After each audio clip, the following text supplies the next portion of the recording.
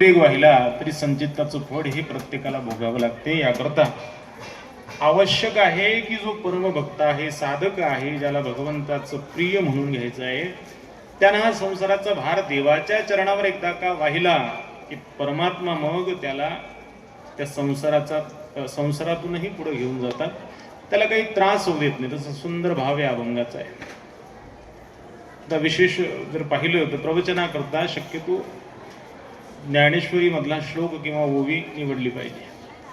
पण आपण या ठिकाणी सर्व वारकरी, मायबाप, संत सज्जन, उपस्थित सर्व गुरुतुल्य मंडळी, गुरुबंधू मंडळी, ज्येष्ठ श्रेष्ठ कनिष्ठ साधक मंडळी, आज जवळपास आजचा कोणता दिवस आहे वारीचा? म्हणजे एवढी धुंदी आहे वारीची की दिवसाचे लक्ष नाही बरं आपल्याला. यालाच तर परमार्थ म्हणतात, यालाच तर भक्ती म्हणतात. न कळत वारीमध्ये ह्या गोष्टी होतात. म्हणून वाटचालीमध्ये महत्वाचा विषय असा आहे की वाटचालीमध्ये नामस्मरणही झालं पाहिजे, भजनही झालं पाहिजे, चालणंही झालं पाहिजे, आणि हे सर्व करून कीर्तन, कथा, प्रवचन हे सुद्धा श्रवण झालं पाहिजे.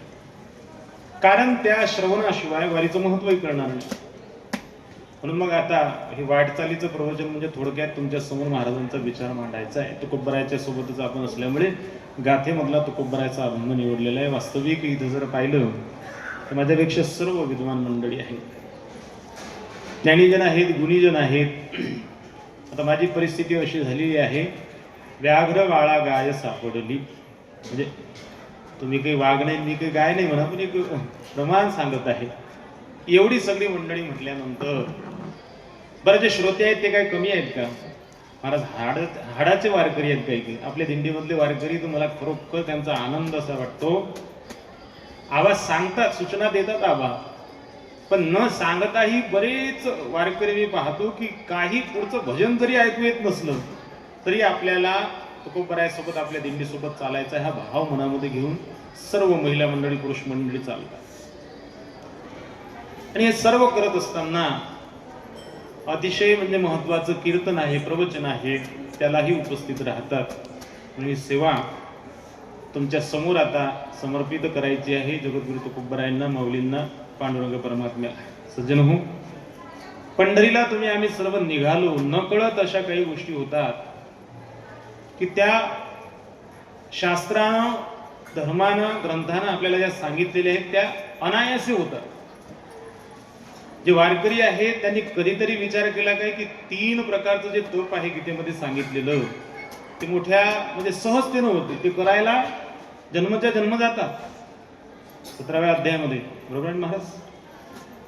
ज्ञानेश्वरी मुखोद्गत महाराज बसलेले तिथं 17व्या अध्यायामध्ये स्पष्ट भगवंतानं सांगितलेलं आहे की 3 प्रकारचं तप आहे आणि ते तप अनायासे घडते. हे तप जीवनामध्ये घडलंच पाहिजे. आणि ज्याच्या जीवनामध्ये हे तप नाही त्याला कोणत्याही दैवताची प्राप्ती नाही, कृपा नाही. हरिपाठामध्ये आपण म्हणतो, तपे विन दैवत निधल्या विन प्राप्त, बुजे विन ही तो कोण सांगे. तपाशिवाय काही अर्थ नाही जीवनात. अनायासे हे तप घडते. आता साहजिक आहे, सर्वच्या सर्व पंढरीच्या दिशेनं निघालेले असताना गीतेमध्ये जो उल्लेख केलेला आहे भगवंताने, भगवान परमात्मा म्हणतात, अर्जुना, देव द्विज गुरु प्राज्ञ पूजनम शौचमार्जवम ब्रह्मचर्यम अहिंसा च शारीरम तपोच्यते अनुद्वेगकरम वाक्यम सत्यम प्रियम हितं च यत् स्वाध्याय व्यसनं चैव वाङ्मयं तपोच्यते. तिसरं तप मनप्रसाद सौम्यत्व. ज्ञानोबांनी एका एका श्लोकावरच्या मोठ्या गोळ ओव्या आहेत. एवढं जरी श्रवणामध्ये किंवा पठणामध्ये, चिंतनामध्ये गेलं ना आपल्या, तरी जीवनाचं सार्थक झालं.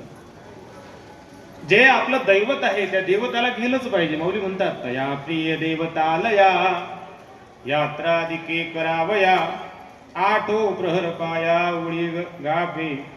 किंवा वाणीचं तप आहे. आता ह्या सगळ्या गोष्टी प्रयत्न करूनही होत नाही. पंढरीची वारी सोडली तर कोण आहे? वारी होऊ द्या, हा वारीचा कालावधी होऊ द्या. मग एखाद्याला म्हणा, आहे पा लय गर्दी होती, त्या गर्दीत काही आपलं जाणं झालं नाही, आता आपण जाऊ बरं. शक्य आहे का? जमतच नाही. नवीन नवीन आलेल्या माणसाला, नवीन नवीन आलेल्या व्यक्तीला विचारा, का 30 किलोमीटरचा टप्पा, पुन्हा दुसऱ्याही दिवशी तेवढाच टप्पा, आणि एवढं तुम्ही चालता कसं काय शक्य आहे? पण एकदा का दिंडीमध्ये सुरू झाला, भजन सुरू झालं की त्याला कळत येईल भजना करता येते, त्याच्याकरता बोलत आहे बरं. आणि थोडा भजनाच्या बाजूनं झाला मग तो, काही काही जणांचं ठरलेलं असते दिंडी इथं आणि पापाचे कळप पडती पुढे. वैद्यभाव म्हणायचे पापाचे कळप पडती पुढे. जीवनामध्ये वारी करत असताना नाही आलं ना भजन, नाही जरी भजन आलं तरीही भजन गुणगुणत चाललं पाहिजे, रामकृष्णारी म्हणत चाललं पाहिजे भजन वारीच्या रस्त्यानं. का? नाम घेता वाट चाली, यज्ञ पाऊला पाऊली. वाट चालीमध्ये घेतलेलं एक नाम यज्ञाच्या समान आहे. यज्ञ तर अशक्य आहे, पण वाटचालीमध्ये ते सहज होते. पण हे सर्व तुम्ही वारकरी करत आहात. खरं जर पाहिलं, तुम्ही दादांना म्हटलं माझा काय अधिकार आहे एवढा, विद्वान मंडळी आहेत, याही पेक्षा महत्वाचं आहे ते सगळी जमलेली वारकरी एका एकाची जर सेवा पाहतो म्हटलं ना, असं असते अतिपरिचयात अवज्ञा होती. कधी कधी आपल्याला कळत नाही आपल्या अवतीभोवती कोण कसा वारकरी आहे. काही काहींची वारी कोणाची 10 वर्ष झाले, 20 वर्ष झाले, 30 वर्ष झाले, काही काही 50 वर्षापासून वारी करत आहे. मी तर म्हणतो आमच्या सारख्याने त्यांचं रोज दर्शन घेतलं पाहिजे. तो नित्य वारी करतो, मी नाही म्हणत, साधू संतांनी सांगितलेलं आहे. असे जे असतात भगवंताचे भक्त ते पूजनीय असतात.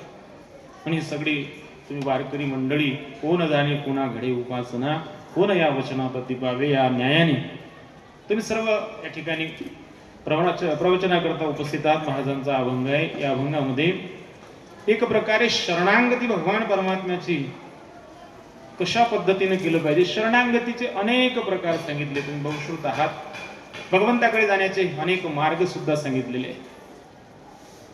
वासुदेव आंधळी पांगडे याच्यामध्ये ज्ञानोबांचं मोठं गूढ योगाच्या संबंधाने एक वासुदेव आहे. पुढे पुढे येईल तो. आता आनंद या गोष्टीचा होत आहे की जे अवघड चाली, अवघड अभंग, अवघड सगळं आहे ते सुद्धा चांगल्या चांगल्या पद्धतीने आपल्याला ऐकायला मिळत आहे. किती कठीण आहे परिस्थिती भगवंताकडे जात असताना. जे बाकीचे मार्ग आहेत ते अत्यंत क्लिष्ट आहेत. मोडोन या वाटा सूक्ष्म दुस्तर, केला राज्यभार चाले ऐसा. तुकाराम महाराजांनी सांगितलं काही करू नका, एकच करा. का? एक गावे आम्ही विठोबाचे नाम, आणि कापे काम नाही आता. त्या श्रद्धेनं महाराज सर्व समाज निघतो. एवढे काही भोडे भाबडे काही लोक असतात, काही काही चतुर मंडळी बरोबर आपापल्या पद्धतीनं, जसं मगाशी आबांनी सांगितलं, हो, की पुढे येऊन जागा आपल्याला मिळते की नाही मिळत या काळजीमध्ये आपण राहतो. पण प्रत्येकाची व्यवस्था लावणारा परमात्मा आहे, त्याकरता ती काळजीच नाही केली पाहिजे. म्हणजे सगळं करताना तुकोबरायाची सेवा आहे या न्यायानं जर आपण त्या मार्गाने चालत राहिलो तर नक्कीच भगवंताची तुकोबरायाची कृपा होईल. मी काय सांगत होतो की त्या आपल्या सर्वांच्या जीवनामध्ये भगवंताची शरणांगतीचे अनेक मार्ग, नाना साधनांच्या केल्या खटपटा, परी त्या नपवती याचे दारवंटा, जाणो जाता जाणीव घाली आड फाटा, योगाभ्यासी सिद्धी रोदिती वाटाओ. अनेक साधना आहेत. नाना म्हणजे संस्थेचे नाना नाही, नाना या शब्दाचा अर्थ अनेक मार्ग आहेत. नाना साधनांच्या केल्या खटपटा. इथं जाण्याकरता जर सर्वात प्रिय भगवंताला कोणता मार्ग असेल, अर्जुनागा तोची भक्तो, तोची ज्ञानी, तोची मुक्तो, तो वल्लभा मी कांतो ऐसा पडी. भगवंताला अत्यंत प्रिय कोण आहे हे पाहिलं पाहिजे. देवाला जे आवडते ते करण्याचा प्रयत्न करा. ऐका, सर्वच करतो आपण, पण नेमकं आपल्याला आवडते ते करतो का देवाला आवडते ते करतो याचा मेळ अजूनही नाही बरं. म्हणून पहा ना तुम्ही, दुसऱ्या दिवशी एकादशी आहे वारीमध्ये, मग दुसऱ्या दिवशी स्वयंपाक काय करायचा आबा विचारतात आपल्याला. तसं तर आबा विचारतच नाही म्हणा, ते म्हणजे आबाचा हात कोणी धरू शकत नाही या गोष्टीमध्ये. मला तर ईश्वर महाराजांनी मला सांगितलं, म्हणजे महाराज हा 20वा पेट्रोल पंपावरच कोण असते काही समजलंच ते मिळवते नाही. काय बरोबर 20वे असे लावून ठेवले की गाडीचं पेट्रोल झाल्यावर गाडी जशी लावतात ना पंपावर, तशी दिंडी पंपावर. एक आनंद आहे, एवढा आनंद कोण्या दिंडीमध्ये नशी. 20वा पंपावर ठेपा, मंगल कार्यालय आहे. म्हणजे सांगण्याचा उद्देश हाच आहे की वारी करा पण घरी जा नाही ते सोडू नका. तर आनंद आहे. आबा ही सगळी व्यवस्था लावतात. मी काय सांगत होतो की शरणागतीचे अनेक प्रकार, त्यामध्ये भगवंताचा हा सगळ्यात सोपा, भगवंताला आवडणारी ही एक प्रकारे साधना आहे. आणि ते करत असताना देवाला जे आवडते ते करण्याचा प्रयत्न करावा. आपल्याला काय आवडते, मला कोणता पदार्थ आवडतो हे महत्वाचं नाही, माझ्या देवाला काय आवडतं हे महत्वाचं आहे. आवडी देवासी तो एका प्रकार, नामाचा उच्चार रात्रंदिवस. तुळशीमाळ गळा गोपी चंदन टिळा, हृदयी कळवळा वैष्णवांचा. आषाढी कार्तिकी पंढरीची वारी, साधन निर्धारी आन नाही. एका जनार्दनी ऐसा ज्याचा नेम, तो देवा परम पूज्य जगी. एवढा जरी जीवनामध्ये नेम असला देवाला तो प्रिय आहे. बरं, फार काही तुमच्याकडे पांडित्य असावं, फार काही तुमच्याकडे ऐश्वर्य असावं, काय पद प्रतिष्ठा तुमच्याकडे असावी, काहीही महत्वाचं नाही. एवढा अभंग नाथबाबाचा जरी कळला ना, देवाला तुम्ही प्रिय आहात असं समजून घ्या. देवाला जे आवडते ते करण्याचा प्रयत्न करावा. भक्ती मार्ग, उपासना मार्ग, सध्या आपण जे करत आहोत ना, ही भगवंताची भक्ती आहे. फक्त हे करत असताना एक ध्यान असं ठेवलं पाहिजे की देवाला काय आवडते. भक्ती जे अनेक ग्रंथामध्ये पुराणामध्ये सांगितले गेले, जसं रामायण उघडलं की भगवान राम प्रभू शबरी मातेला भक्ती सांगतात. शबरी म्हणले ऐक, प्रथम भगती संतन कर संगा, दुजीरती मम कथा प्रसंगा.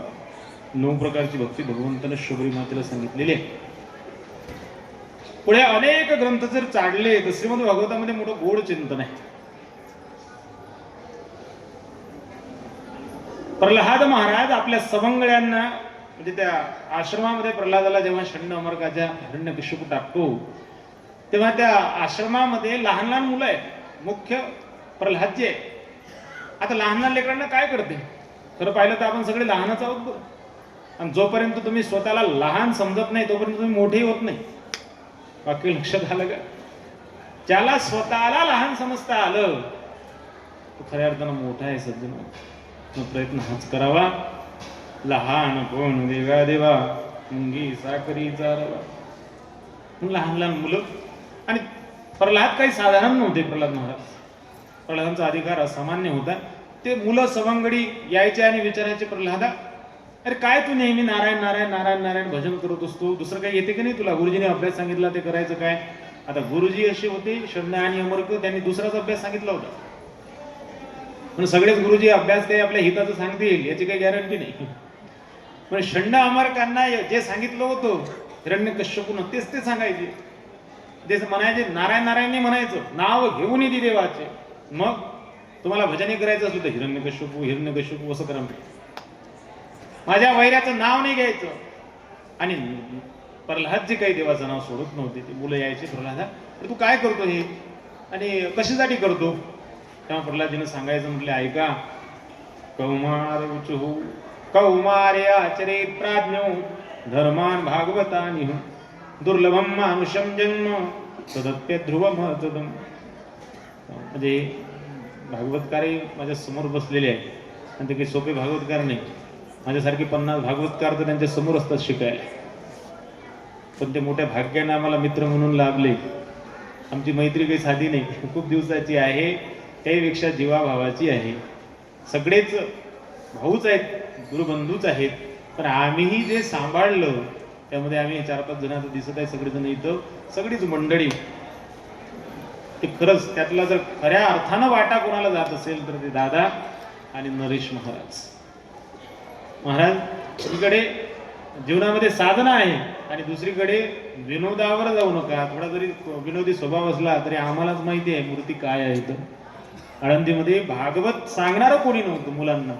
महाराजांनी ते सुरू केलं. मला फार आनंद झाला. मुलं भेटतात ना गावाकडे, गावाकडे मुलं भेटतात. अरे कोणाकडे शिकत आहे? नरेश बाबाकडे. आपल्याकडे बरं आहे. त्या भागवतामध्ये मी सांगत होतो, कौमारे आचरित प्राज्ञो धर्मान भागवतानि. प्रल्हादजी आपल्या मित्रांना सांगतात, भक्ती करायची ना तर ती कौमार अवस्थेमध्येच केली पाहिजे. काही काहींचं ठरलेलं असते, करू करू करू काव चला ना वारीला, येऊ ना महाराज, वारी करायचीच आहे, पुढच्या वर्षी करता करता वारीच होत नाही. हा जव हे सकळ सिद्ध आहे, हात चालावया पाय तव तू आपले स्वहित पाये, तीर्थयात्रे जाई चुको नको. महाराज म्हणतात चुकूच नको. चुकलं ना काम चुकलं समजा. कारण पायामध्ये ताकद नाही ना तर तुम्ही वारी करू शकत नाही. थोडं 50च्या पुढं जाऊ द्या आणि ज्याला चालायची सवय नाही त्याला वारीत आणा, तो असा चालते असं वाटते की याचं काही खरं नाही, संध्याकाळी भरतीच करायला लागते याला, असं चालते. ते काही लोकांच्या चाली पाहण्यासारख्या असतात. आपल्या दिंडीत चाली ऐकण्यासारख्या आहेत, पण काही चाली पाहण्यासारख्या आहेत. ते गंमतच आहे. असं का होते? सवयच नाही ना. शरीर सारखं राहत नाही महाराज. या शरीराला सवय लावावी लागेल. म्हणून कौमारे आचरित प्राज्ञो धर्मान भागवत आहे. मग कोणती भक्ती आहे? प्रल्हादजींनी सांगितलं श्रवणम कीर्तनम विष्णू स्मरणम पादसेवनम अर्चनम वंदनम दास्यम सख्यम आत्मनिवेदनम. मग आता तुकाराम महाराज सांगतो ते काही चुकीचं आहे का? एकीकडे प्रल्हादजीने एवढी श्रेष्ठ भक्ती सांगितली, रामप्रभूने सांगितली, अनेक ग्रंथामध्ये सांगितलेली आहे. नारद भक्ती सूत्रामध्ये वर्णन आहे, ग्रंथच आहे. मग महाराज तुकाराम महाराज यापेक्षा काही वेगळे म्हणजे काही विद्वान होते का? खरं पाहिलं तुकाराम महाराज आणि प्रल्हादजी वेगळेच नाही. एका ठिकाणी वर्णन आहे, महाराज म्हणतात आम्ही पूर्वापारपासून सोबत आहोत भगवंताच्या. प्रल्हादजी हेच तुकाराम महाराज हेच प्रल्हादजीचे होता. ते तुकाराम महाराज असं का सांगतात? महाराजांना सांगण्याचा अभिप्रेत हा आहे. एकीकडे एका अभंगात असे पाहायला मिळते काय, तुका म्हणे नवविध भक्ती जाणी तूच शुद्ध. म्हटले ज्याला नवविध भक्ती कळते ना तोच शुद्ध आहे, त्या व्यतिरिक्त कोणी मी त्याला म्हणा. आणि नोहे माझ्या म्हणा तुका पंडित शहाणा, काम रूपी जडले चित्त, नाम रूपी जडले चित्त, त्याचा दास मी अंकित. म्हणजे एवढं एका ठिकाणी सांगितलेलं असताना दुसरीकडे म्हणतात की हेची म्हणण्याचा अर्थ असा आहे, जे तुम्ही भगवंताची भक्ती करत आहात ते करताना फक्त अशी करा की जेणेकरून संकल्पावी माया संसाराची. याकरता 2 उदाहरणं मोठे गोळ आहेत पंढरपूरच्या वारीतले. सर्वस्वी मायेचा त्याग केल्यानंतर भगवंताच्या शरणागतीचा परिणाम काय होतो, देवाला ते किती प्रिय आहे याचं उत्तम उदाहरण म्हणजे संत चोखा महाराज आहे, चोखोबा आहे, सावता महाराज आहे. आणि दुसरं उदाहरण एक सेना महाराजांचं सांगतात. सेना महाराज काही साधारण संत नव्हते, पण एक त्यांच्या चरित्रामध्ये आलेली कथा सांगितली जाते, मोठी गोळ आहे. महाराज निस्सिम भक्त होते पांडुरंगाचे. निस्सिम भक्त असताना एक वर्षी सेना महाराज पंढरीच्या वारीला पंढरपूरला आले, पांडुरंगाच्या दर्शनाला गेले. त्यांचं सौभाग्य असं या साधू संतांचं परमात्म्याशी यांचा संवाद होता. सेना महाराजांना पाहिलं आणि देवानं विचारलं, म्हटले महाराज मागच्या वर्षी वारीला आलेच नाही तुम्ही. दरवर्षी सोबत येणारा जर आला नाही तर हे त्याला तर हुरहुर वाटतेच, पण जे सोबतचे वारीतले आहेत ना ते भेटले की मग लय कांडकोट्यासारखं होते आपल्या भाषेत. नाही कस तरी होते. अरे आता काय उत्तर द्यावं. पण सेना महाराज काही साधारण होते काय, खंबीर होते.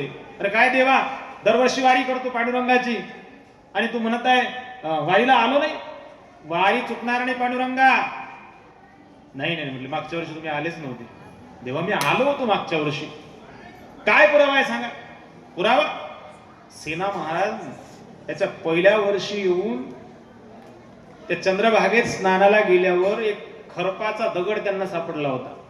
खरप असते ते न्हावी लोक त्यांच्याकडे तो खरप असते वस्त्र घासायला, पानवळीवाला माहिती आहे ते चांगली. त्यामुळे तो खरप सापडला चंद्रभागेमध्ये आणि तो काढला त्यांनी आपल्या त्या बॅगेतला. आपली जे प्रत्येकाकडे बॅग आहे सेना महाराज हे बघा हा खरप नेला होता म्हणजे मागच्या वर्षी चंद्रभागेतून, हा पुरावा आहे. पांडुरंगाने सांगितलं, म्हटले महाराज ते तर सांगत आहे, मग तुम्ही काय वारीला आले होते काय? खरप न्यायला आले होते चंद्रभागेतून, वारीला आलेच नव्हते. पण म्हटले तेव्हा चुकलं माझं. चंद्रभागेत तो खरप फेकून दिला आणि वारी पूर्ण झाली. महाराज गेले. पुढल्या वर्षी पुन्हा गेले. देवाचा तोच प्रश्न, महाराज मागच्या वर्षी पण वारी चुकवली.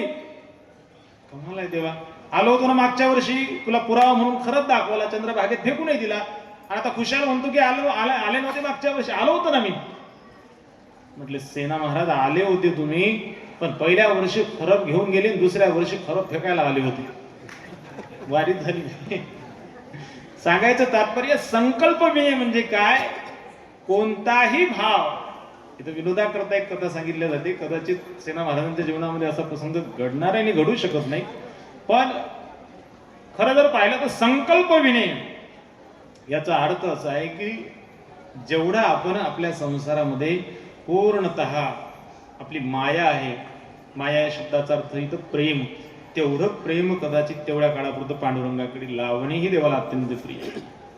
तुम्ही श्रवण किती केले हे महत्वाचं नाही, पहिली भक्ती श्रवण भक्ती सांगितली ना.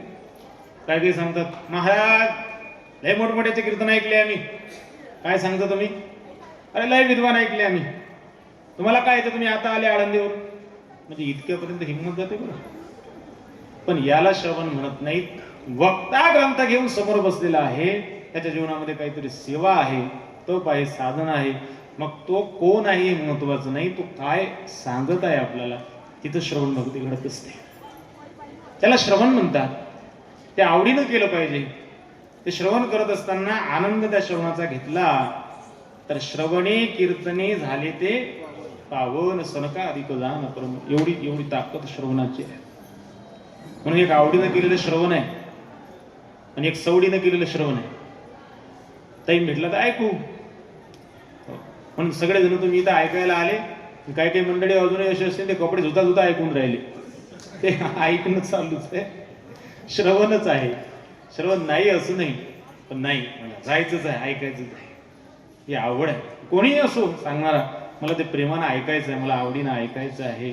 ते श्रवणाच्या विषयी आवड असणं फार महत्वाची आहे. अहो, त्या आवडीचा काय तुम्हाला काय उदाहरण सांगावं तुम्हाला. जनक महाराजांचं उदाहरण तुकाराम महाराज म्हणतात, तुका म्हणी राज्य करिता जनक अग्नी माझी एक पाय जडे. राज्याला अग्नी लागली, जवळजवळ अग्नी एवढं सैनिक येऊन सांगतो, महाराज अहो अग्नी जवळ आलेला आहे, उठा. ऐकतच बसता का? महाराज कथा ऐकत होते. शेवटी एक पाय अग्नीमध्ये आणि महाराज कथेमध्ये बसलेले आहे. एवढं तर काही आपल्यावर येणं शक्य नाही, आपल्याला तेवढं शक्यही नाही सहन करणं. पण निदान वेळ भेटली तर तेवढ्या प्रेमानं ऐकावं. म्हणून श्रवणाकरता कीर्तनालाही तुम्ही कुठेही जरी गेले ना, पंढरपुरामध्ये तर एक ठरलेलं आहे, पंढरपुरामध्ये कोणती धावपळ करायची नाही. पंढरपूरचा विधी जर कोणता असला, पंढरी मध्ये गेले तुम्ही तर पांडुरंगाला दिसले तुम्ही, काळजी करू नका, तुमचा पांडुरंगाचं दर्शनही झालं का. तेथील तृण आणि पाषाण देव जाण, तिथला दगड दगड नाही वाहका, कंकर कंकर शंकर आहे. जसं काशीमध्ये, तसं इथला दगडही जरी असला तरी तो माझा परमात्माच आहे, हा भाव ठेवा मनामध्ये. पण तिथला विधी सांगितलेला आहे पंढरपूरचा. कोणता? चंद्रभागे स्नान विधितो हरी कथा. चंद्रभागेची आंघोळ झाली पाहिजे आणि कथा कीर्तन मोठ्या प्रेमानं ऐकलं गेलं पाहिजे, हा विधी आहे तिथला. म्हणून दरवर्षी जाणारे वारकरी काही विचार करत नाही, ते सकाळी चंद्रभागेची आंघोळ, कुठे प्रवचन आहे, कुठे कीर्तन आहे, चला ऐकाय. आणि काही काही मंडळी अशी आहेत की बस आंघोळ झाली, काही काही तर आंघोळी करत इकडेच करून घेतात आंघोळ. का? चंद्रभागेला दिसले नाही, हा सगळीकडे चंद्रभागाच आहे. आता इथेही आमच्या आश्रमामध्ये चंद्रभागाच आहे महाराज. आणि नेमकी कथा सुरू झाली, ऐका लागते म्हणून ऐका लागते. काही काही तर बरोबर जागा अशी पाहतात की महाराजांना म्हणून तुम्ही चालू द्या आता प्रवचन, मस्त झोप घेताय. त्याला आवड म्हणत नाही बरं. आवडी आणि लाजवी, व्यसन आणि शिनवी, या गोष्टीची आवड असावी, या गोष्टीचं व्यसन असावं. ज्याला व्यसन आहे ना, ज्याला आवड आहे ना, त्याला त्याविषयी मग करमत नाही. थोडक्यात उदाहरण द्यायचं, जेवण करणं काय गरज आहे, पण जेवण केल्यावर तंबाखू खाणं काय हा काही गरज आहे काय? आवड आहे ना ती. मग ती आवड माणसाला शांत बसू देत नाही. पहा, आवड शांत बसत नाही. चैतन्य महाराज मोठे एक कवितेसारखं पद म्हणतात, म्हटले तंबाखू खाणारे एवढी त्यांना आवड असते तंबाखूची की त्यांनी म्हटले मला एका खाणाऱ्यांनी मला श्लोक म्हणून दाखवलाय, ओवी म्हणून दाखवला. चैतन्य महाराज देवळकर ते ओवी म्हणतात, मोठी गोड. मला भेटला म्हणजे महाराज तुम्हाला माहित नाही याच्यावर तर एक ओवी आहे. महाराज म्हणले का ज्ञानेश्वरी पाठ आहे माझ्या, पण कुठं सापडली नाही ओवी. म्हणे ऐका ओवी आहे कशी. आणि कृष्ण चालले वैकुंठाला. एकदा भगवान कृष्ण जेव्हा वैकुंठाला चालले होते ना, तर राधाजी तिथं होत्या म्हणे. महाराज म्हणत सांग पुढं काय. म्हणजे कृष्ण चालले वैकुंठाला, राधा बोले पकडून बाई, येते कन्हैया खाऊन गे रे, येते कन्हैया तंबाखू नाही. म्हटले कृष्णा घे कोणी तर वर नाही. आवड आहे ते, पण तीच आवड. मला तर आनंद या गोष्टीचा आहे की आपल्या दिंडीमधले म्हणजे असं वाटते की जन्मोजन्मी या भजनाचा आनंद मिळावा. किती आवडीनं म्हटलं जाते महाराज. एक एक अभंग, एक एक गवळण इथं आल्यानंतर अक्षरशः थोडा भाव बाजूला ठेवा. नरेश महाराज म्हणतात त्यावेळेस बाकीचा सगळा भाव बाजूला ठेवा, पण ते शब्द ती चाल त्या फडावरही होती. महाराजांच्या फडावर ही चाल होते आणि अशी ओढून म्हटल्या जाते. त्याचा अर्थ तरी काय, फार गोड अर्थ आहे त्याचा. आणि ते त्या चालीत म्हटलं तर भगवंतापर्यंत पोहोचते म्हणा, किंवा त्याला ते चाल समर्पक आहे. देवा ही माझी मिरासी, देवा ही माझी मिरास आहे, ही माझी परंपरा आहे. काय, ठाव तुझे पायापाशी, तुझ्या पायापाशी मला जागा मिळावी, तुझ्या पायाची सेवा माझ्याकडून घडावी, ही माझी मिरासी आहे. आणि हे पांडुरंगा याचा आयुष्यभर अभिमान धरे. माणसाला अभिमान नसावा, पण सेवेचा अभिमान असला पाहिजे. याचा धरीन अभिमान करीन फुले जतन, हे जतन करून ठेवीन, याचा अभिमान धरील मी, महाराज म्हणतात. एवढंच काय, तुला माहिती नाही पांडुरंगा, देवाला तुकाराम महाराज म्हणतात त्या अभंगामध्ये, देवा तुला माहितीये या सेवेकरता, या नेमाकरता, या साधनेकरता आमच्या वडिलांनी जीव दिला तुझ्या पायावर. देवोनिया जीव वडिली साधी येला ठाव. शेवटचं काय, तुका म्हणे देवा, म्हणजे देवा ऐक, जुनाट ही माझी सेवा. कधी विचार केला अभंगामध्ये किती गोड आवड आहे महाराजांची, किंवा वारकऱ्याच्या संबंधात त्या चालीमध्ये सगळ्या गोष्टी, आवड महत्वाची आहे मी सांगत होतो. म्हणून देवाला जर प्रिय कोणती भक्ती असली तर महाराज म्हणतात हेची थोड भक्ती आवडते देवा, संकल्पावी माया संसाराची. जेवढं प्रेम संसारावर आहे तेवढं प्रेम भगवंतावर करावं. पण ते प्रेम महाराज संसारातलं एवढं घट्ट असते मनामध्ये की ते वारीला येऊ देत नाही. मग कधी कधी होते ना असं, का नाही आले वारीला, काय सांगू राजू, आलो असतो. ते एखाद्या आजीला विचारलं, दरवर्षी असते यावर्षी काहून नाही आली, ते आजी सांगते बा नातूच राहत नव्हता माझ्याशिवाय, निघाली होती पण आजी आजीच करे. ही गत तुमची नाही बरं, प्रत्येकाचीच आहे. हा ते तिथंच येऊन राहिलो तुम्ही. आता जो चाणाक्ष श्रोत आहे त्याच्या डोळ्यासमोर बरोबर येते. तुकाराम महाराजच्या गाथेमध्ये वारीच्या संबंधाने एक गोड उदाहरण आहे. महाराज म्हणतात एक माऊली विचारी 70-80 वर्ष वय झालं, पण कधी देव नाही, धर्म नाही, पंढरीची वारी नाही, काहीच नाही केलं जीवनामध्ये. गाथेतला दृष्टांत आहे. मग काही मैत्रिणी दरवर्षी जाणाऱ्या तिला भेटल्या, म्हणे बाई आयुष्य गेलं, चल ना आता पंढरपूरला. ते म्हणे बा मला काही गरज नाही पंढरपूरला यायची, घरीच तर पंढरपूर आहे, अख्खं गोकुळ आहे म्हणे माझ्या घरी. हे एवढी लेकरं नातवंड सोडा आहे काय, आणि हे सोडून येणं काय सोपं आहे काय, सोपं नाही आहे. अत्यंत कठीण आहे. नाही नाही चल पंढरपूरला, नाही म्हटले मी येत नाही. तिला शेवटी आग्रह करू करू केलंच तयार. ते म्हणे बा आता तुम्ही म्हणताच तर मी येते, पण मी आली तर इकडे कसं होईल. काही काही जणांना वाटतं, काही काही फार काळजी करतात, बस रोज त्यांचा फोन, त्यांना वाटते आपण इकडे आहो, तिकडे काय होते काय नाही, काय आभाळ पडते, पण काही होत नाही. बरं असे आपल्यासारखे कित्येक वारी हेच तर शिकवते. कधी विचार केला या जवळपास 20-25 दिवसाच्या वारीमध्ये तुम्ही घरापासून दूर राहता, तिकडे काहीच फरक पडत नाही. म्हणजे देवाला सांगणं आहे तुम्हाला. साधू संतांनी वारी लावली आहे, वारीतून बरंच घेण्यासारखं आहे. परमात्मा संत सांगता की तुम्ही भगवंताचे होऊन तर पहा, तिकडे काही फरक पडत नाही, उडत तिकडचं चांगलंच होते. काही म्हणतात ना, मी जर गेलो ना, पोरांना म्हणतात काही नाही पागळ्या, मी गेलो ना तुमचे कुत्रे हाळणे खातील म्हणे. खरंच असं आहे का? याच्यासारखे कित्येक गेले कित्येक आले. हे राड गाडगं चालूच राहणार आहे. म्हातारी म्हणत होती मी आली असती ग, पण काय करू एवढं मोठं हे सगळं. म्हणलं नाही, केलं तिला तयार केलं. दुसऱ्या दिवशी सकाळी गावाच्या समोरून दिंडी निघाली. म्हातारीने आपलं बोचकं बाचकं सगळं ते बांधलं, ते बस तयारी झाली ना, आता निघावं. एवढ्यात सुनांना आवाज दिला. सर्वच्या सर्व 4-5 सुना आल्या धावत. म्हणे आता बाई कशी काय तयारी, कुठं चालल्या, म्हणजे दिसत नाही का दिंडी चालली, घरासमोरून चालली पंढरपूरला. त्यात एकमेकीच्या तोंडाकडेच पाहू लागल्या. म्हणे गावात एवढा सप्ताह होते तर कधी कीर्तनात जाऊन नाही बसत म्हातारी आपली, पंढरपूरला जाईल म्हणे. खरंच चालल्या काय, नाही का खोटं दिसते काय, पाना सगळी भरसवर केली ना, निघाली ना म्हणे.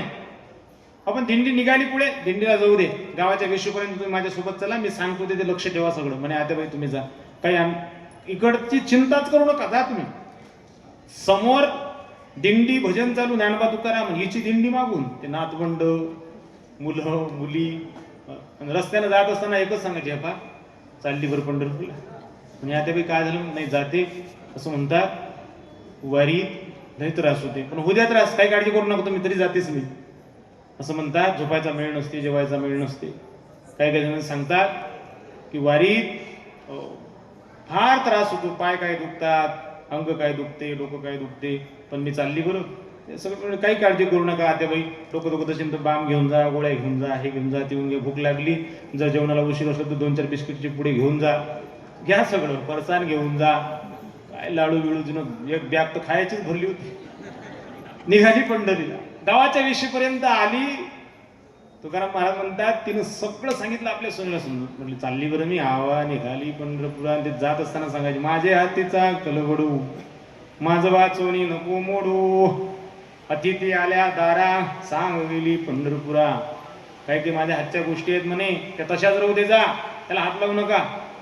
जर समजा घरी कोणी अतिथी आला ना कोणी देणगीला कशी काही मागायला आला ना तर द्यायचं नाही. त्यानं जर जास्तच म्हटलं तर सांग म्हणा सासू आमची पंढरपूरला गेली द्यायचं. सगळी तयारी करून ठेवली गावाच्या वेशीपर्यंत आली दिंडीनं विसावा घेतला आणि दिंडी उठून आता निघणार एवढ्या ती उभी राहिली आणि डोळ्यात पाणी आणलं 2-4 नातू पोटाशी धरले सुनांना जवळ बोलावलं जसं काही आता म्हणजे युद्धावर चालली बॉन्डीवर जातात ना योद्धे मेरे वतन गेलो असं दृश्य तिथं निर्माण झालं. निघाली म्हातारी जाता जाता फक्त म्हातारी जगत म्हटलं म्हणे बा असं म्हणतात की पंढरपूरची वारी महिनाभर तिकडेच जाते. आता महिनाभर मी घरी नाही म्हटल्यावर लय अस्ताव्यस्त होईल काय करावं माझं मन तर लागत नाही आहे म्हणे. पण आता सगळ्या जणी म्हणतात तर मी चालली. एक सून समोर आली तिने हात जोडले म्हणे आत्याबाई तुम्ही तर महिनाभराचं म्हणता तुम्ही तिकडे गेल्या आणि चातुर्मास जरी राहिल्या ना तर इकडचं काहीच बिघडू देत नाही आम्ही तुम्ही जा. म्हातारी इतका राग आला म्हातारीला. म्हातारी म्हणे म्हणजे तुला वाटते मी तिकडे गेली पाहिजे तिकडेच राहिली पाहिजे नाही जात नाही पंढरपूरला जाऊ द्या दिंडी. वेशीपर्यंत गेली गावाच्या वेशून वापस आली. आवा निघाली पंढरपुरा वेशीपासून आली दारा. तर पुण्य कमी पडते किंवा संसाराची माया सुटत नाही. तेवढी जर माया भगवंताला लावली ना तर महाराज म्हणतात देवाला ते प्रिय आहे. सज्जन मोठा कधी कधी प्रश्न पडतो पंढरीच्या वारीला तुम्ही आम्ही सर्वजण येतो आणि येत असताना संसार फक्त माया नाही बरं संसाराचा हा लावून दिलेला एक प्रकारे देवानं घोर आहे साधारण नाही. तुकाराम महाराजांनी सुद्धा म्हणावं संसार तापे तापलोनी देवा करिता या सेवा कुटुंबाची. सोपं आहे का सगळं? मला वाटते बंधने आश्वासित तुकडोजी महाराजांचा अभंग आहे क्षेपक आहे मला कल्पना आहे पण गोड आहे. सांगा आम्ही काय करू भक्ती करू का पोट भरू. कधी कधी प्रश्न पडतो की काय करावं. मग अशा वेळेस महाराज म्हणतात जीवनामध्ये कितीही काही जरी असलं तरी भगवंतानं ठेवलं तसंच राहावं लागते की म्हणा राहिलं पाहिजे. ठेवी रे अनंती तैसेती राहावे चित्ती असू द्यावे समाधान. या चरणाचा अर्थ असा नाही घेतला पाहिजे बरं. मग काहीच करायचं नाही. एक जण म्हणे महाराज तुकाराम महाराज लोक आळशी करून टाकले. कसं काय रे काय ना त्याच्यात म्हटलं म्हणे ठेविली अनंते तैसेती राहावे.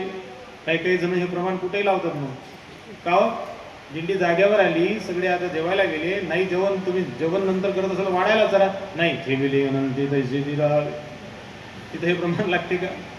जीवनामध्ये कठीण परिस्थिती निर्माण झाली आणि त्या परिस्थितीमध्ये आता काहीतरी चांगलं आपल्याला जर उपदेश संतांचा असेल तर ते हे चरण आहे.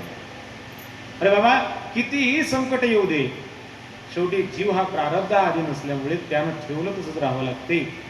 महाभारतामध्ये मोठा गोड प्रसंग येतो. त्या महाभारतामध्ये असं म्हणतात चक्रव्यूह भेदण्याचं ज्ञान फक्त अभिमन्यूला होतं. तुम्ही बहुश्रुत आहात. मग आता ते युद्ध सुरू झालं आणि त्या युद्धामध्ये चक्रव्यूह त्या दिवशी निर्माण झालं तयार होतं आणि अभिमन्यू ते चक्रव्यूह भेदून आतमध्ये गेला होता. अभिमन्यू म्हणजे प्रति अर्जुन होता असं म्हणतात. अर्जुनापेक्षा शूरवीर अत्यंत बल ओज तेज संपन्न अभिमन्यू जेव्हा आतमध्ये गेला ना तर एखादा वाघ जसा आतमध्ये शिरावा हरणाच्या कळपामध्ये अशी परिस्थिती निर्माण झाली. सगळे भयभीत झाले की आता हा काही कोणाला जिवंत ठेवणार नाही. पण वैचित्र्य असं की त्याला आतमध्ये जाण्याचं ज्ञान होतं परत येण्याचं ज्ञान नाही. आणि एवढ्यामध्ये संधी शत्रूंनी साधली अभिमन्यूला अडवलं अभिमन्यूला मारलं. एवढंच काय जयद्रथानं मारल्यावरही लाथ मारली. मला पूर्ण महाभारत सांगत बसायचं नाही पण हे सगळं जेव्हा घडलं तेव्हा पांडव एका बाजूला हे सगळं पाहत होते. चक्रव्यूहामध्ये त्यांना जाता येत नाही, भगवान कृष्णही पाहत होते. अभिमन्यू मारले गेला, सर्वांना दुःख झालं, पण करता काहीच येत नाही. सूर्यास्त झाला, युद्ध संपलं. पाचही पांडव कृष्णाच्या जवळ आले, हतबल झालेले आहेत आणि कृष्णाच्या चेहऱ्याकडे पाहिला आणि सांगितलं, म्हटलं कृष्ण काय अभिमन्यू गेला आपला.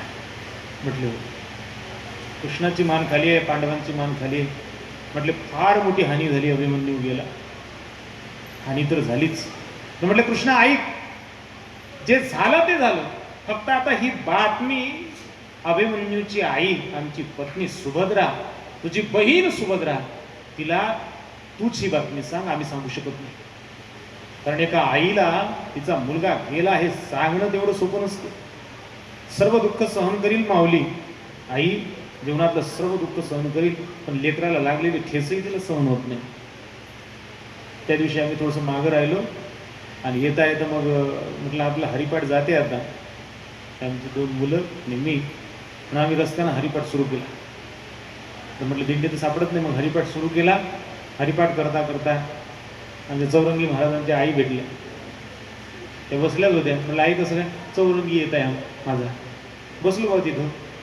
म्हटलं म्हणा हरिपाठ तोपर्यंत. आम्ही हरिपाठ करायचो आणि त्या आईची नजर त्या रस्त्याकडेच होती. मी पोरांना दाखवलं, म्हटलं पहा रे हरिपाठात मन नाही. म्हणजे लेकराच्या पुढं काहीच जिला नाही ना, तिला आई म्हणतात. आईचं प्रेम या जगामध्ये अद्वितीय आहे बरं. ज्याची आई गेली त्याचं प्रेमच संपलं जीवनातलं, असं समजा. म्हणून मी त्यासाठी सांगत होतो की अभिमन्यू गेला हे त्या सुभद्रेला सांगायचं होतं आणि कोणाची हिंमत होत नव्हती. पांडवांनी सांगितलं कृष्ण तूच सांग. भगवान कृष्ण मोठं अंतःकरण घट्ट केलं आणि गेले. धीट झाले स्वतः आणि गेले. सुभद्रेच्या महालात जेव्हा गेले ना, सुभद्रा बसली होती शांत. जवळ गेले. नात्यानं बहीण भाऊ आहेत भगवान कृष्ण सुभद्रा. कृष्णाला आलेलं पाहिलं, पण पाहतच आहे फक्त, बोलत नाही त्या दिवशी सुभद्रा. सुभद्रा बोलत नाही म्हणून भगवान जवळ गेले आणि सुभद्रेला आवाज दिला, सुभद्रा. वरमान केली आणि पाहिलं. सुभद्रा तुला काही माहिती आहे काय रणांगणावर घडला? सुभद्रा होई म्हणत नाही, नाही म्हणते, फक्त पाहत आहे ना ऐकत आहे. देवाला वाटलं गेला ऐकूनही जात आहे. जवळ गेले. सुभद्रा अगं तुला माहिती आहे आज रणांगणावर आपला अभिमन्यू मारला गेला. सुभद्रा एक दो काहीच बोलायला तयार नव्हते. देवाला वाटलं एका आईला हा शब्द ऐकून धक्का बसल्याशिवाय राहत नाही. काही झालं तर आई आहे, तिच्या जवळ जाऊन सांगितलं पाहिजे. आपल्या बहिणीचे दोन्ही हात धरले आणि हलवलं आणि सांगितलं, सुभद्रा अगं अभिमन्यू गेला आपला. दोन्ही हात झटकले कृष्णाचे आणि तटस्थ उभी राहिली आणि सांगितलं, कृष्णा 3 वेळा काय सांगत आहेस, अभिमन्यू गेला अभिमन्यू गेला. तुला म्हटलं तू होई म्हणत नाही, नाही म्हणत, ते बोलतही नाही म्हणून 3 वेळा सांगितलं. आणि म्हटलं 3 वेळा सांगायचं काम तरी काय कृष्णा, सांग ना मला. माझ्या प्रश्नाचं उत्तर दे. म्हटले अभिमन्यू मारला गेला तेव्हा तू कुठं होता? तिथंच होती. मग जेव्हा अभिमन्यू मारला गेला तेव्हा तू तिथंच होता. अभिमन्यू मारल्या जावा ही तुझीच इच्छा आहे कृष्णा. तेव्हाच्या अंगाचं पाणी पाणी झालं. म्हटलं हे तर म्हणजे शास्त्र धर्म या सगळ्या गोष्टी जाणून सुभद्रेचे ते शब्द होते. मला माहिती आहे कृष्णा, तुझ्या समोर जर घटना घडत असेल ना तरी तुझी इच्छा आहे. मग आता ही तुझीच इच्छा आहे ना, त्यात मी काय करू शकते? मी काही करू शकत नाही. ठेविले अनंती तैसेची राहावे, चित्ती असू द्यावे समाधान. समाधान थोडं ठेवणं गरजेचं आहे. शेवटी जे काही त्या अनंताला अनंत म्हणती माझी या स्वामी, ते अनंत गुण जापे म्हणून या अनंत म्हणतात. गतीर भरता प्रभू साक्षी निवास शरण सुरत प्रभाव प्रलय स्थानम निधानम बीज मवे. ऐसा जो समर्थ एकच ओवी महत्वाचे. सगळे बाकीच्या पाठ आहेत तुमच्या, पण माऊली म्हणतात ऐसा जो समर्थ तो मी जगाचा नाही आणि भूता ऐसा गगना ऐसा साक्षी होतो तोही मीच. सर्वत्र संपूर्ण गगन जैसे. शेवटी सर्व भगवंताचं निर्मित असल्यामुळे त्याचीच सगळी इच्छा आहे. माझं त्याचीच इच्छा आहे, तर त्याच्या इच्छेच्या पलीकडे आपण करू तरी काय शकतो? याकरता महाराज म्हणतात ही भगवंताला आवडणारी भक्ती. एक तर संकल्पावे माया संसाराचे, दुसरं ठेविले म्हणते तैसेची राहावे, चित्ती सूर्यावे समाधान. समाधान फार महत्वाचं आहे. बरं, हे सगळं करून महाराज म्हणतात जर तुम्ही तुमच्या सहज स्वभावामुळे याची चिंता वाहिली सुद्धा तरी काहीही फरक पडणार नाही, कारण संचित्त आणि प्रारब्ध प्रेमान हे कोणाला चुकलं नाही. अन्न मान धन हे तो प्रारब्ध अधीन, असे अनेक प्रमाण आपल्याला पाहिलं. प्रारब्धेची जोडे धन, प्रारब्धेची वाळे मान, का सोस करीसी वाया भज म्हणा पंढरी. संचित्त कोणाला चुकत नाही मला. जे जे लिहिले संचित्ती तेन चुके कल्पांती, का ललाटीचे लिहिले न मुळे गा काही केले, काळे गोरे कोण धुतले फिटून येणे. काही प्रयत्न करा तुम्ही, जसं जसं देवानं दिलेलं आहे ते कधी बदलतच नाही. मग तुम्ही किती रुपयाची साबण वापरा, किती रुपयाचं तुम्ही फेसवॉश वापरा, किती चांगले कपडे घाला, देवानं जे दिलं रूप, असं जगातला कोणता आरसा आहे का नाही म्हटलं महाराज. अमेरिकेत एवढा चांगला आरसा भेटते की त्यात 60 वर्षाचा माणूस 20 वर्षाचा दिसते, असं भेटते का? नाही. सगळं फसवणं चालू आहे आपल्याला, इथून तिथून फसवणूकच चालू आहे. अहो बाकीच्या ठिकाणी जाऊ द्या, कधी कधी तीर्थक्षेत्राच्या ठिकाणी गंमत होते. माझ्यासोबत काही वारकरी एकदा पंढरीला आले आणि आल्यानंतर त्या पांडुरंगाच्या मंदिराच्या समोर लिहिलं होतं एका दुकानाच्या समोर, सुगंधित बुक्का. आता वारकरीला बुक्का फार प्रिय आहे.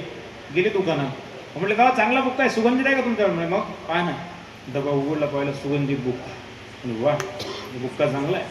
मग पैसे काढले, 4-5 किलो बुक्का, 4-5 पिढ्यांना पुरून एवढा बुक्का घेऊन घेतला. बुक्का घेऊन घरी आले आणि घरात गेले, सगळ्या गोष्टी काढल्या आणि का अजून काय आणलं घरचे विचारू लागले. बुक्का समजलं नाही, पण बुक्का सुगंधित बुक्का. बुक्क्याचं झाकण जेव्हा उघडलं तेव्हा अख्खं नाक बुक्क्यात बुडवलं तरी सुगंध येत नव्हता. तिथं दुकानात सुगंध यायचा, घरी आल्यावर बुक्क्याचा सुगंध कुठं गायब झाला. शेवटी त्याच्या तो बुक्का पाहून एकच लक्षात आलं की दुकानदारानं फक्त आपल्याला बुक्का दिला नाही तर बुक्का लावलाही तिथंच. सुगंधित बुक्का फक्त नावच आहे. किती मोठी फसवणूक आहे. म्हणून मोठं सावध राहावं लागते. जिथं तिथं फसवणूक आहे. फक्त संत दरबार भगवंताचा एक दरबार असा आहे की तिथं फसवणूक नाही आहे जीवाची. जे सांगितलं ना तेच मिळणार आहे. म्हणून तर तुकाराम महाराजांनी सर्वांना सांगितलं, तुका म्हणे तुम्ही चाला याची वाटे, भरवसेनी भेटे पांडुरंग, वाहिल्या उद्वेग दुःखची केवळ भोगणे ते थोड संचित्ताची. संचित्त कधी बदलत नसते. याकरता महाराज म्हणतात, जर काही जीवनामध्ये करायचं असलं तर एकच करा. काय? तो का म्हणे घालू तयावरी भार, वाहू हा संसार देवा पायी. संसार वाहणं म्हणजे, आणि एकदा का संसार त्याच्या पायावर, संसार वाहण्या शब्दाचा अर्थ सर्व केलं तरी सर्व करत असताना त्यामधून अलिप्त राहणं. तसे अनेक प्रमाण आपल्याला पाहायला मिळतात. सत्यवादी करी संसार सकड, अलिप्त कमळ जडी जैसे, पक्षी अंगणी उतरती ते का गुंतून राहती, तैसे असावे संसारी, जोवरी प्राचीनाची दोरी. हा सर्व संसार आणि एकदा का भगवंताला अर्पण केला की मग तो योगक्षेमम वहाम्यहम, देवाचं ब्रीदच आहे. सर्व योगक्षेम भारत परमात्मा चालवतो. याचं उत्तम उदाहरण जर कोणतं असेल, एक निस्सीम भक्ती आणि या अभंगामध्ये सांगितलेली भक्ती करणाऱ्या त्या भगवत भक्ताला भगवंताची कशी प्राप्ती झाली आणि त्यानं कसा योगक्षेम भार चालवला, त्याचं उत्तम उदाहरण म्हणजे चोखोबरायचं आहे. तुम्ही आम्ही सगळे ऐकतो, आपल्याला माहीत आहे ते उदाहरण. किती कठीण प्रसंग होता विचार करा. पंढरीची वारी सुरू झाली, वारी जवळ आली की मनामध्ये एकच विचार येते, काय? संपदा सोडा नावडी म्हणाला, लागला टकळा पंढरीचा, जावे पंढरीसी आवडे मनासी किंवा मानसी, काही एकादशी आषाढी सारखी हुरहुर लागते. चोखोबरायांना ती हुरहुर लागली. दिंड्या दिसू लागल्या, भजन दिसू लागले, तो सोहळा दिसू लागला, तो आनंद दिसू लागला. सगळे अपार मिळाले वारकरी, दोन्हीचा हाट भरले घनदाट, अपार मिळाले वारकरी रे. पंढरीसारखा सोहळा नाही. जो सोहळा दिसू लागला महाराजांना, आणि महाराज सहज बाहेर पडले. एक दिंडी दिसली, त्या दिंडीमध्ये सहभागी झाले, भजन करत करत निघाली पंढरीच्या वाटे. आता परिस्थिती घरची एवढी कठीण होती की चोखोबरायची पत्नी सोयराबाई आहे ना, त्या माऊलीला 9वा महिना चालू आहे. आणि 9व्या महिनी पती परमेश्वर जवळ असले पाहिजे. चोखोबरायांना भजनाचा ध्यास लागला, पंढरीला निघून गेले. पण काळजी देवाला वाटली. म्हटले चोखोबरायचं काही खरं नाही, पण आता जाऊन आपण सगळं केलं पाहिजे. देवानं वीट सोडली, पण भरपूर सोडला, आणि पंढरीच्या वाटेनं चोखोबराच्या घरी देव. पण तसं जाता येत नाही. ओळखू आलं तर पंचायत होईल, म्हणून चोखोबराच्या बहिणीचं रूप घेतलं आणि दारावर थाप मारली. वहिनी, हो वहिनी. वहिनी म्हटल्यावर लक्षात आलं वंश आल्या वाटते. वंस म्हणतात काही भागामध्ये ननंदबाईला. दार उघडलं, वहिनी उघडा दार हाका मारी. चोखोबाची बहीण झाला शारंग, वहिनी उघडा दार हाका मारी. दार उघडलं आणि इकडे चिंता लागलीच होती, आता कसं होईल, काय होईल, कुठं गेले असतील पतिदेव. एवढ्या दार उघडलं आणि पाहिला, आनंद झाला. म्हटले बाईसाहेब तुम्ही आल्या, कसं काय आल्या. म्हटले भाऊ गेला ना, जात असताना मला सांगून गेला की माझ्या पत्नीला 9वा महिना आहे, तू घरी जा. बरे झाले बाई तुम्हा देवाने धाडिले, पती माझे गेले कोणी काय. बरं झालं देवानंच पाठवलं. तिला काय माहिती देवानं नाही पाठवलं, देव झाले होते बहिणीच्या रूपात चोखोबारायचं. आणि अक्षरशः सर्व कामं केली, जे करू नये ते सर्व कामं. म्हणजे बाळणपणही केलं, मुलगा झाला, मुलाचं नाव ते ठेविले कर्ममेळा, त्याचं नावही ठेवून दिलं कर्ममेळा. पाळण्यामध्ये बाळ आहे, आनंदी आनंद आहे. इकडे पंढरीची वारी, चोखोबाराय पंढरीला गेले आणि डोळे भरून पांडुरंगाला पाहिलं. डोळ्यामध्ये पाणी आलं, थरथर ओठ कापत आहेत, हात कापत आहेत. देवाला डोळे भरून पाहिलं आणि जेव्हा बाहेर निघाले ना, निरोप घेतला देवाचा. जातो माघारी पंढरीनाथा, तुझे दर्शन झाले आता. तेव्हा जातो बरं, येतो आता.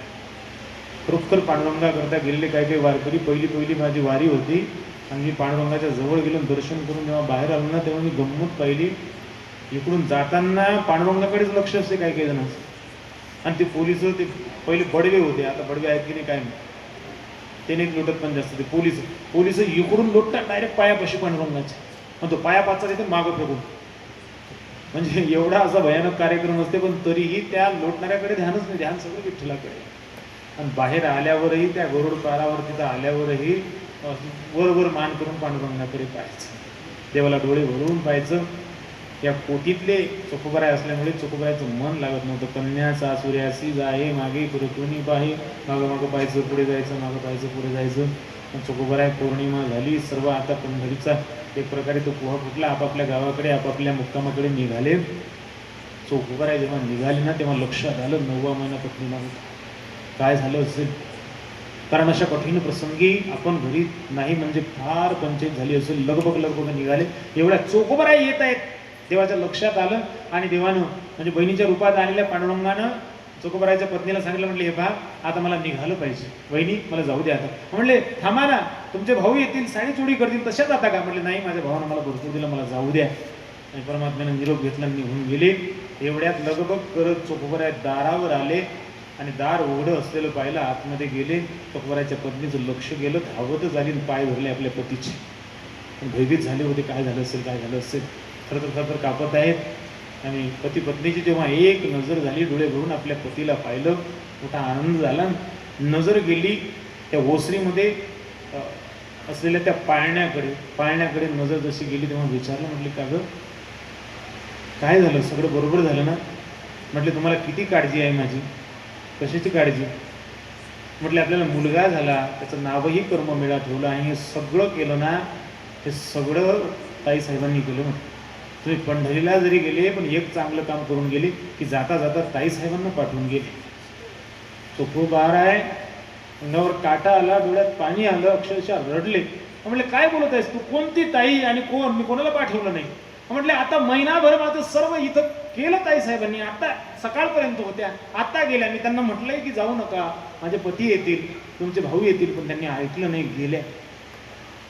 डसाडसा रडले चोखोबाराय. पत्नीचा हात धरला आणि घरातल्या देवाऱ्यात जे पांडुरंगाची मूर्ती आहे ना, त्या मूर्तीच्या समोर येऊन दोघंही पती पत्नी बसले. चोखोबारायांनी सांगितलं, म्हटलं मी कोण्या बहिणीला सांगितलं नव्हतं, हा देव महिनाभर तुझ्या जवळ होता. तिच्या अंगावर तर काटाच आला, ती रडू लागली. म्हटली देवानं हे सगळं केलं, धन्य झाली सोयरा. अगं मी तर देवाच्या भेटी करता पंढरीला गेलो, तुझं पुण्य काय असलं पाहिजे तुझ्या भेटी करता परमात्मा इथं. सांगायचं तात्पर्य तुका म्हणे घालूस देवावरी भार, तयावरी भार, वाहू वा संसार देवापायी. असा गोड भाव खूप बऱ्याचसा या भंगामध्ये आहे. आणि मोठ्या प्रेमानं, मोठ्या आनंदानं आपण पंढरीची वारी करत आहोत. देवाला जे प्रिय आहे ना, जे आवडीचं आहे ना, ते करा. मी पंढरपूरचा विधी सांगितला तुम्हाला, वारीतले तुम्हाला रोज आबा सांगतात. खऱ्या अर्थानं जर पाहिलं तर सगळ्या दिंड्या आहेत, पण या दिंडीतलं वेगळं एक प्रेम, एक स्नेह, एक आपलेपणा तुम्हाला दिंडी मालकांचा आणि आपला तुम्हाला पाहायला मिळेल. त्यामध्ये सोपान महाराज असतील, नामदेव भाऊ असतील, म्हणजे सर्व परिवार कोण करते भाऊ एवढं सगळं. म्हणजे अगदी काहीही कोणत्याही गोष्टीचं कमी पडू नये याची काळजी घेत असतात ते सारखे. म्हणून त्यांचीही काळजी आपल्याला घ्यायची. त्यांची काळजी काय घ्यायची, तर त्यांच्या मनाप्रमाणे काही गोष्टी झाल्या पाहिजे. कुठं काही त्यांनी सांगितलं तसं विरुद्ध करण्याचा प्रयत्न करू नका. म्हणून सगळ्या गोष्टी सांभाळून आपल्याला पंढरीची वारी करा. देवाला जे प्रिय आहे ते करण्याचा प्रयत्न करत आपल्याला वारी करायची आहे. तुम्ही सर्व बहुसूज्ञ मंडळी या ठिकाणी येऊन श्रवणाकरता बसले. कायम या पामरी बोलावे उत्तरे किंवा तरी ते न्यूनते कृते अधिकते सरते करून घ्यावे तम ते विनोदी वस्से पायाच्या प्रसादे काही बोलले विनोदे मग क्षमा करणी संती नवे अंग होते युक्ती नव्हे हा उपदेश तुमचे बडबडील शेष तुमच्या कृपेचे पोसणे जन्मजन्मी पिता म्हणी. कुंडली कवर्दे हरिविठ्ठल श्री ज्ञानदेव पंढरीनाथ भगवान विठ्ठल कुंडली कवर्दे हरिविठ्ठल श्री ज्ञानदेव तुकाराम पंढरीनाथ भगवान.